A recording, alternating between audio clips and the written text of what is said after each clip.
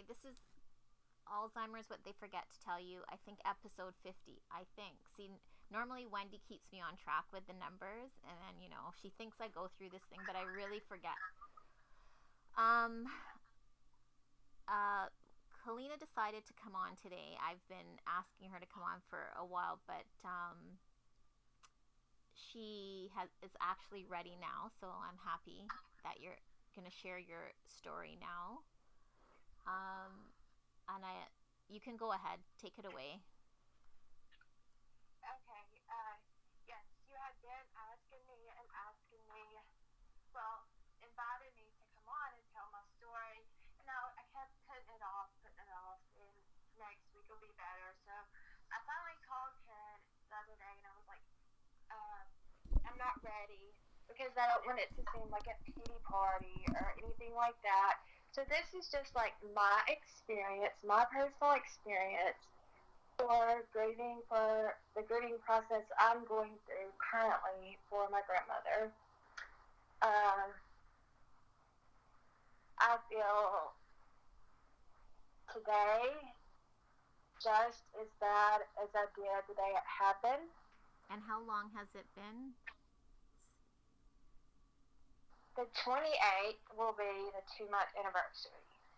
Okay, that's pretty fresh.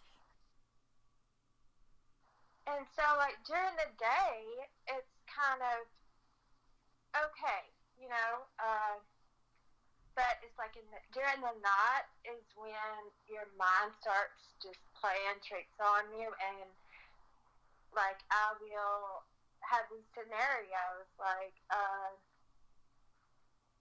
say my grandmother fell and I stepped away for 1 second and I'm like, I should not have stepped away. Why did I step away? Or I could have done so much more. Like I just have like this guilt for some reason. And I know that when she was here, I did the best I could at the time. But at night, I just have these episodes. It's kind of like a PSD or what is it? PTSD. PTSD. Yeah. Well, So, this is why I asked Kalina to come on, and I'm happy that she is on and explaining the aftermath, because this is exactly my point of when you're a caregiver, even for whatever period of time, when that becomes your whole world. Like Kalina quit her job to take care of her grandmother, and now her grandmother has passed, and now she feels displaced. Like, so now she has to do her own grieving process, even though while her grandmother had the disease, she was slowly grieving the loss of her grandmother slowly, because Alzheimer's is like that. And now she has to reinvent herself. She has to figure out, besides her grieving, she has to figure out what to do next. Like, who is Kalina now, other than a right, caregiver? What does she do right. now? Like everything that I had ever done bad in my life, you know, those moments where you're like, God, why me? Like everything made sense for those 3 years. Everything in my life happened so I could be here in this moment for my grandmother. Right. Just like you said. And my life made sense. And now it's like I'm having to make sense of, or find Kalina, find my passion, my, you know, just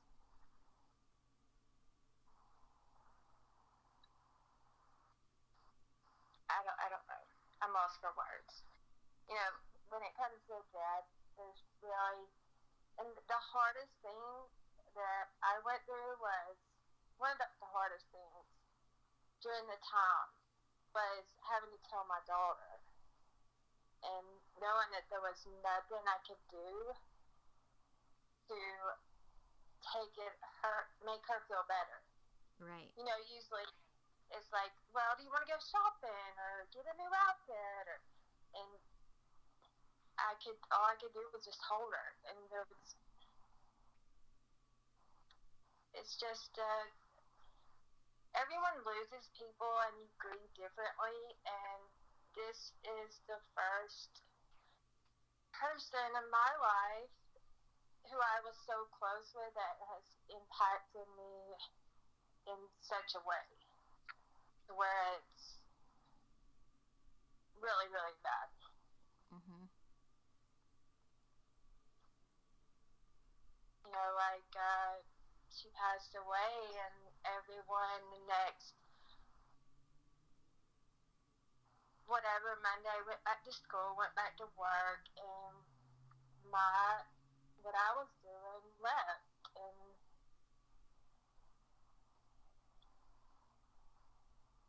it's just, well, it was your identity for so long, right? you're right, yes. And I was so proud and so. And while she was here, you know, they said it's the longest goodbye. And, like, while she was here, and had Alzheimer's, I did miss her. Like, I missed our conversations. Mm-hmm. But I could not dwell on that because I didn't want her to see me crying and think, oh, well, what did I do? Or her be upset. So she was just in my sight, so I put that out of my mind. Right.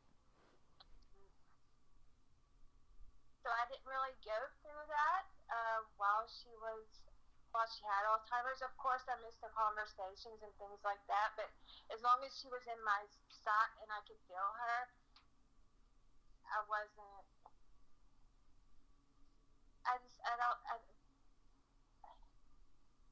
It wasn't until, like, afterwards. Like, even the day it happened, it didn't seem real.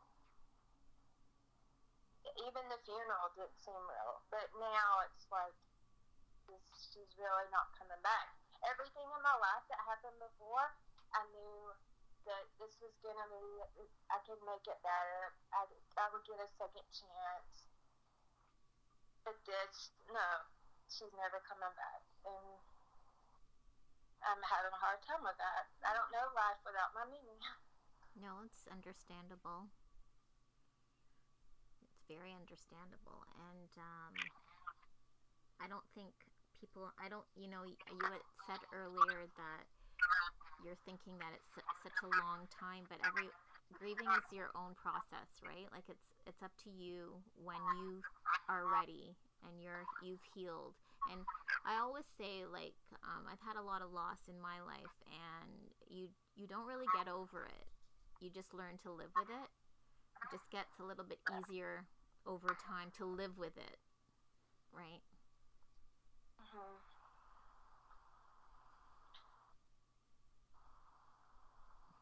Yeah, like, your dad passed away. My granddad passed away. And it didn't hit me like this. And I was as close to him as I was to her. But were you caring for him? No. Maybe that's the difference. Yes, maybe so. So, this isn't like a pity party. Like I said, I just wanted to share my experience. And I've had some awesome friends who have helped me, like, get through the days, like, just to be there for me. And I really appreciate them. I love you guys. You know who you are. And I don't know what I would do if I didn't have my friends. And some people, like, I'm glad that you mentioned that, because some people, this journey, as we like to call it, is very isolating, right? And sometimes along the way you lose friends, not on purpose, just because they can't kind of understand what you're going through. Well, we both know it's such a difficult and challenging journey that you alienate yourself, and you isolate, and then you feel guilty, and then you feel resentful. Like, there's so many emotions that you go through on a daily basis. And then now that like I haven't gone through what you're going through yet, like I will eventually, Yeah. but I'm pretty sure I'm gonna go through all of those things as well. Like, you're gonna go bounce back to guilt, and then, anger, and then bargaining, like, so it just seems like it's such a long journey. Like, yours was what, 4 years? Almost 4 years. And and then I just look at mine, I'm like 18 going on 19, and it's like, okay, Yes. and the Oh last, my. I was talking about that with a friend of mine, that the last 3 years has felt like so tentative. Every day is like, I feel like, like, okay, is today going to be the day? So I've lived sort of like with angst for like 3 years. Well, going on 3 years, right? Oh goodness. Yes, I cannot imagine that. Well, The even last 2 weeks, they told us it could be any minute. So I cannot imagine that for 3 I know, years. like, because you hope, and I know this sounds terrible to say, but it's the reality, but you hope that it follows the natural progression of the disease, which we both know is the last stage is typically swallowing. They forget how to swallow, so then it's imminent, like, because they're not eating. And Yeah. I'm sure, just like Kalina, well, my mom has a DNR, so there's not going to be a feeding tube when that stage happens. So same as me. So, like, I will know, they'll be able to tell me that it will be within a like 2-week period or whatever. However, I've lived, because of my mom, and she has seizures as well, I've lived like that, even though she's still eating. I've lived like, well, it's still, anything can happen between, like, she can develop pneumonia, which is another factor. She could have a heart attack. She could have a really bad seizure, because my mom suffers from that, where she just doesn't recover. So, like, every day it's, like I said, I'm just on a tentative schedule. Like, okay, so even going to Vancouver, last week, I have to be like in and out. It's so, like, you just don't want to get a call, and you have to make sure everything's in order, even for a short period of time. So Yeah, because you don't know if you're going to get that call on your trip. yeah, and then you're like, okay, I have to get back. How am I doing? Like, it's always like, I always feel that it could be any time. So I know exactly. I don't know the other part of it, but I know this PTSD thing of, like, oh my god, and so, and because when my mom started developing seizures, that was very stressful, and there's nothing you can do. You can't do anything to help. That's the other sad part. The one thing that hospice was really good on, like, letting us know about how close she was, because it's just like a process, Right. and like, she stopped swallowing, and like, I remember like, one of the last few nights, like, I remember praying to God, and if anyone is offended by this, then you don't have a good heart. What I mean is, I knew there was no quality of life left. I did not want my grandmother to suffer anymore. I just was like, please go ahead and take her, because you don't know if they're suffering, if they're hurting. I didn't want her in pain. Her life was lived. Right.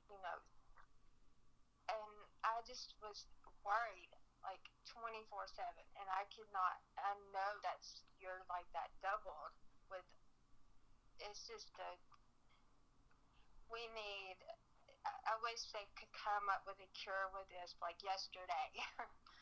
it's devastating, sad. It tears families apart. It's just the cruelest thing ever. Yeah. Yeah. I agree. And well, getting back to, I don't think people see the collateral damage that it causes.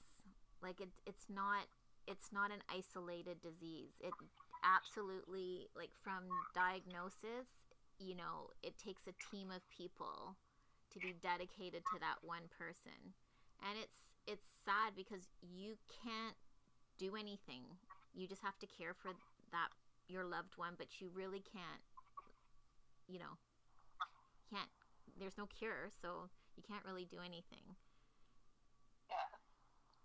And but then it's to be cognizant of your self-care too, right? Like, so you have to now figure out, how do I remain strong? How do I remain mentally strong and emotionally strong and physically strong, so that I can deal with, like you made a very valid point of you couldn't break down in front of her. I had long periods of time with my mom at the beginning too, where I couldn't even grieve at my dad's funeral. I couldn't even cry because, that could send, that's really bad if they go into any deep depression.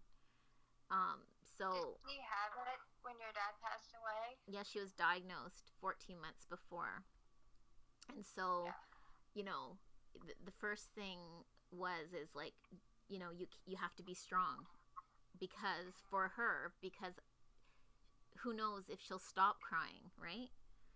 So, it's just a lot of, and a lot of, that's why I said I talk about it, the stoicism, like where you just can't show emotion, because they can read on that, and then they're already confused about a lot of things, so they don't know why you're crying, and then, right, you said, like, they'll think it's something they did, and it's very emotional.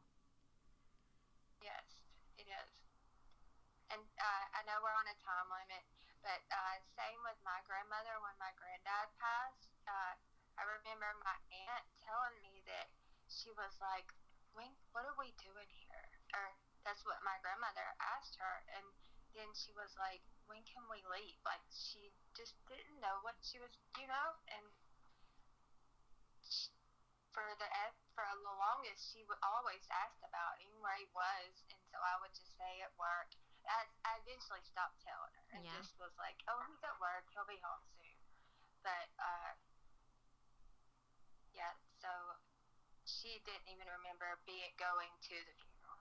I'm sure your mom didn't either. Probably not. Like, I know she knew he was gone, but I really don't think she understood, like, completely, like, afterwards. Right. I don't think, like, I think she knew, but like, of course, I'm not going to keep bringing it up. But that's the other thing. Like, I couldn't grieve up to this day, and it's 17 years later. I have not been able to fully grieve for him, because my life just, catapulted into this Alzheimer world, and I didn't have time.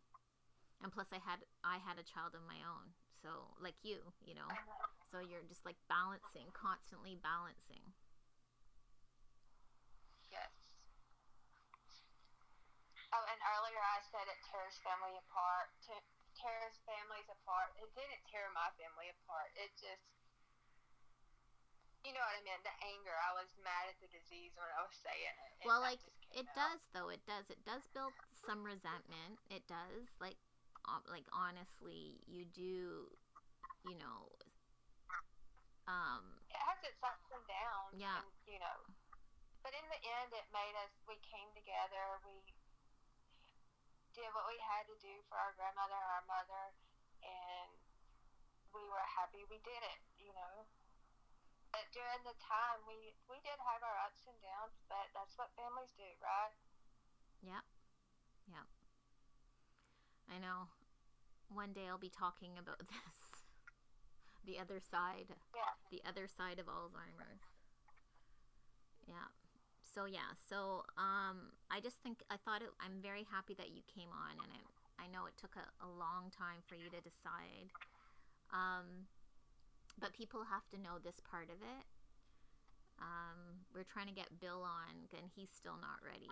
And I get it. Yeah.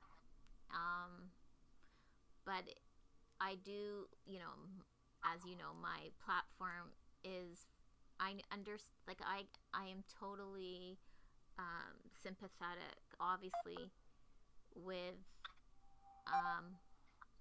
people who have the disease completely. However, as we know personally, it really does affect the person caring for that loved one. Yes. And I think more people need to know these stories because nobody really talks about it, right? Because it's so stigmatized. So we need to tell people there's other people that are out there that need care too. There needs to be care for the caregiver as well. Yes. So, okay, it's 21 minutes. I'm trying to do this, trying to keep to it. I thought we were 40 minutes past. Well, that didn't include the outtakes. So, okay. I don't know what happened. I'm so sorry. That's okay. We'll get it one day for sure. Yes. Okay, so hopefully, Bill comes on. If you want to talk even more, you can come again on next week if you want. It's up to you if you're feeling more comfortable. And thank you for coming. You're on welcome. Again. Thank you for having me. Always. Sorry about the interviews. That's okay. And I'm plodding away at this foundation, so hopefully I have something up and running this week. It's a work in progress. Yes, I would like to hear more about that. Yeah, for sure. Okay. Well, thanks for watching, everybody. I can't really see because it's kind of sideways today. And we'll look forward to talking to you next week. Bye. Bye. That was okay. Yeah. I hate that you had to sit there and hold the phone like that. That's all right.